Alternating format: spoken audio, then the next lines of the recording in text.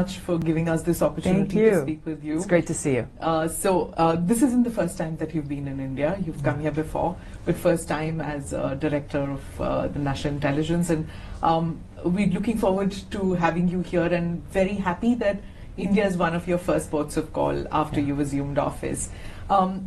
You've had your meetings with Mr. Doval and the other intel czars. Can you tell us a little bit about the scope of intelligence sharing between India and the US? Of course. Well, first of all, it's wonderful to be back in India. Really, the tone and the relationship with our new administration under President Trump and Prime Minister Modi was set during Prime Minister Modi's visit to the White House. As you know, they are already good friends. It was a very great opportunity for them to share their joint vision for the U.S.-India partnership and the opportunity for us to continue to strengthen that partnership. So the meetings that I've had here with different Indian government officials and intelligence officials really is set on that foundation of how we can continue to integrate, how we can continue to strengthen our relationship, not only, of course, in my area of intelligence, but we're looking at commerce and trade and defense and education. There's nothing but opportunity that I see here in the U.S.-India partnership. Well, you spoke about commerce and trade. Of course, there's a lot of anxiety among Indians about the tariff regime. Could you tell us which way that's headed? And in the pecking order of the U.S.-India relationship priorities, where does the tariff regime come in? You know, what I have heard from the Indian government officials that I've spoken to over the last few days, there is an opportunity here to see more potential for the strengthening of our economic relationship. And I'm glad to see that they're looking at it in a more positive light than just one that is focused in a negative way when we look at tariffs. Obviously, Prime Minister Modi is looking out for what is in the best interests of India's economy and the opportunities available for the people of India. Similarly, President Trump is doing the same for the United States, our economic interests and the interests of the American people. So what I see as a great positive is that we have two leaders who have common sense and who are looking for good solutions. This direct dialogue happening at the very top in both of our countries, but also at the different secretaries and the cabinet members, is going to be key to lay down what that path forward really looks like. And I personally am excited because there's keen interest in the private sector here in India and in the United States to seek out those opportunities and to maximize them.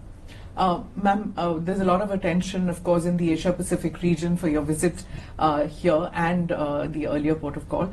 I wanted to ask you, what is your assessment of the Chinese threat in the Asia-Pacific region, and do you see India as a key player to counter China?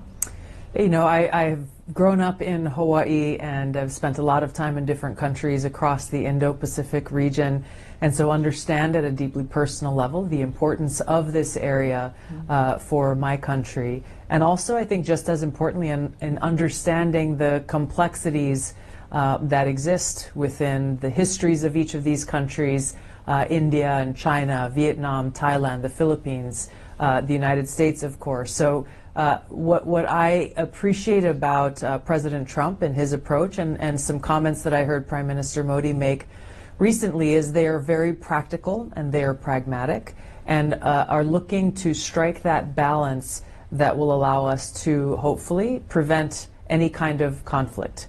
Obviously, as it relates to China, there are challenges. There are also opportunities. And we have two leaders of two very important countries who will play a very central role in taking on those challenges, resolving issues where they exist, and also maximizing any opportunities. The goal, of course, that we all share is to achieve peace, to increase prosperity, and to ensure stability and security for both of our peoples, but in the region as well. Ma'am, when you took over, there was a lot of attention to what people said that you were a sharp critic of US forever wars and regime change wars. But you also said, and I'm going to quote you said, when it comes to the war against terrorists, I'm a hawk. How does the Trump administration see the repeated terror attacks on India from Pakistan? You know, President Trump, through his first administration in the presidency, and it continues now, has been very clear about his commitment to defeating this threat of Islamist terrorism that has unfortunately plagued us, has and continues to pose a direct threat to the American people. But we see how it's been impacting people here in India, in Bangladesh, currently ongoing in Syria, Israel, and different countries in the Middle East.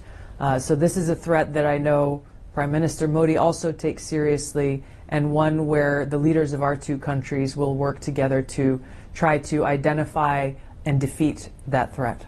I'd like to pivot a little bit on the ISET initiatives. Do you see India and the US cooperating in the field of semiconductors and nuclear energy? Yeah, you know, I think there's not really any bounds to where the United States and India are looking to cooperate.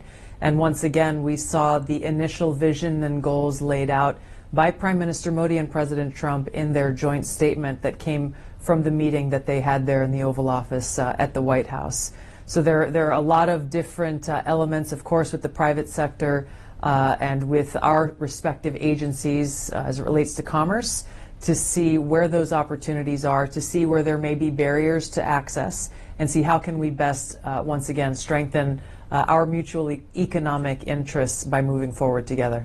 One question on dismantling of deep state assets that's being talked about a lot on social media. So I have a question on this. Everybody's watching that, especially the firing of U.S. intelligence involved in inappropriate chats. I have to ask you, were they involved in regime change matters in India? I can tell you, to my knowledge, the answer is no. I think what you're referring to, unfortunately, was an incident that came to my attention where for an extended period of time we had intelligence professionals who were using an intelligence-based chat network to conduct highly unprofessional and sexually explicit conversation. This not only violates the basic professionalism that we expect of all of our government employees, but it really violates the trust specifically around those, the trust that the American people need to have in our intelligence professionals. So, you know, in my role as Director of National Intelligence, this is one area that is my singular priority when it comes to ensuring that our intelligence community is focused on its core mission of securing our country, seeking out the truth and reporting that truth so that our president can make the best informed decisions. So anything else that distracts away from that, we want to get out of the way, whether it's these inappropriate chat rooms or the more serious threats that we've seen of the weaponization and politicization of our intelligence to undermine really the fabric of our democratic republic. Ma'am, finally I have to ask you, as a combat veteran now in the C-suite of the Intel community, you've broken several glass ceilings. How important was spirituality and being a Hindu? How has that helped you in being this, breaking all the glass ceilings?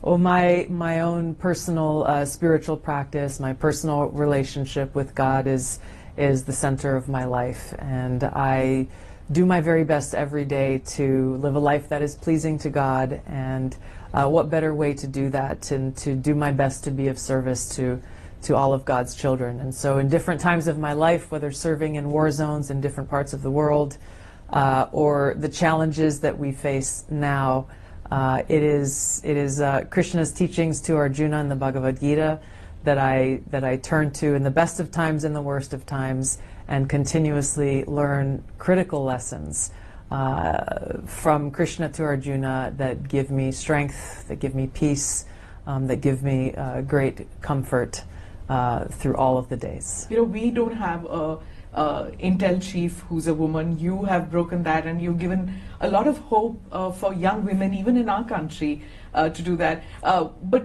you know, at the Senate, when that hearing was taking place, you said, in that hearing, you said, I'm not a puppet, and I've been accused of being a puppet of Putin, of spiritual gurus, of Modi, everybody. That came as a shocker to even us at that time, that you who has achieved so much in life, that somebody could label you as a puppet. Was it really so surprising? Yeah. You know, the unfortunate attacks that come from political opponents, they stoop to levels that are incredibly disrespectful. My focus again is on how I can best be of service, how and where I can make the most positive impact.